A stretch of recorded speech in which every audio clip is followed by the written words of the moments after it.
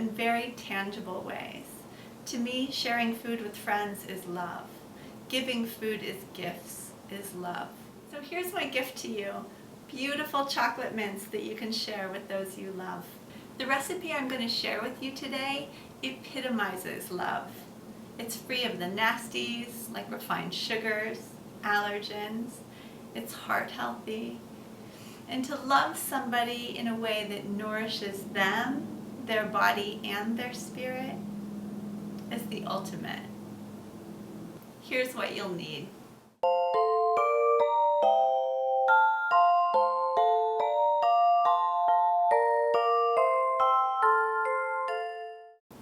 For this recipe, I'm going to go ahead and use chocolate molds. But if you don't have candy molds or even ice cube trays, then you can make a bark style chocolate where you take a sheet pan and you line it with either wax paper or parchment paper, and you pour the hot chocolate out on that and cool it in the refrigerator. Then when it's cold, you break it up into shards. So that's another option if you don't have chocolate molds, but these guys are really easy to source online. Go ahead and chop your cocoa butter. It just helps it melt faster, and you don't need to use as much heat to melt it. In a small pan, melt your cocoa butter and coconut oil just until it's melted. The coconut oil has a much lower melting temperature, so it makes these chocolates really nice and creamy and melt in your mouth, but the cocoa butter gives them a little structure and that yummy cocoa taste. While your cocoa butter and your coconut oil are heating up, go ahead and measure out your honey. And your honey might be liquid. Mine went through last winter in my beehives, and so it got a little bit more solid.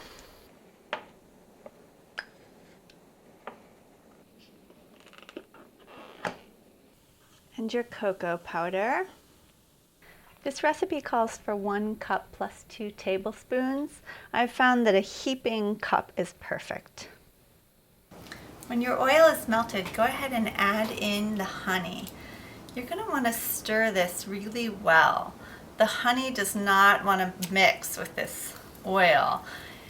And some of it will separate, and that's the beauty of these little treats, is the honey creates kind of a nougaty texture in the finished chocolates.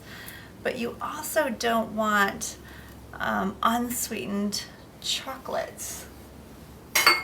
So if you don't get the honey integrated enough, you'll have really lovely texture, but they won't be sweet.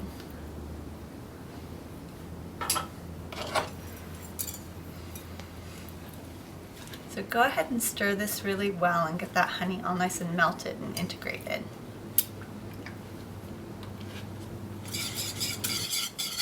If you're not overly concerned about heating up your honey, you can go ahead and add the honey to the oil as well while it's melting. I use raw honey, and I try to preserve the enzymes in it by not heating it up. So it's up to you. And it depends on the kind of honey you're using. If it's already been heat treated, then go ahead and just add it to the oils. It will just cut down on your stirring a little bit. Now add in your cocoa and your salt. You have a couple different options here on salt. The salt won't melt in the oil. So if you want flaky sea salt, like thick pieces, not chunky rock salt. This is a Malden. It's a really lovely flaked salt. You'll get little bits of salty chocolate, and it's really nice. If you don't like salt in your chocolate and you don't want those little salty bits, go ahead and use a really fine sea salt. This is a gray salt, but I like the salty bits, so I'm going to go ahead and add in the flake salt. I think that's what makes these special and interesting, is having that little bit of salt in with your chocolate. And stir these up really well. Okay, when your cocoa powder's all integrated, go ahead and add in your peppermint extract. You could also use coffee, or you can use orange, or whatever flavor you like with chocolate. Start with 1 teaspoon and taste it. You might want it more pepperminty, or maybe even start with 3/4, because you can always add more. Now you're ready to fill your molds. Now my chocolate is going to be a little more set up than yours. I've been filming and we were chatting, and so it started to solidify a bit. So yours should be completely liquid and you can just pour it into your molds. And once your molds are filled, take a rubber scraper and just even off the tops before you put them in the freezer. Once you've filled your molds, pop them in the freezer for an hour to set up.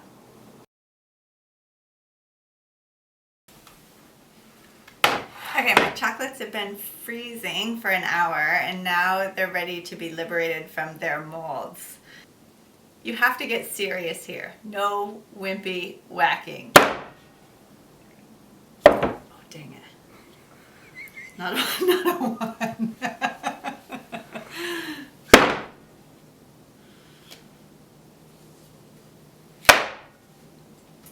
No. The Buddhas are free. They got holes in their belly. I know! My chocolate set up a little bit before I could get them into their molds. This one's got a gaping. Look at this one. He's got a giant gaping mouth. You see him? Oh, babe. He's a singing Buddha, I think.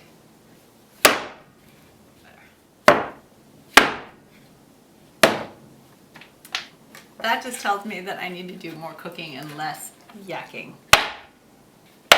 At least while I'm making chocolates. And there they are, your happy little Valentine chocolate love for your sweetie. I hope you enjoy these. It's so nice to give chocolates away that you know are healthy and delicious. So may you all be well, healthy, and happy this Valentine's Day.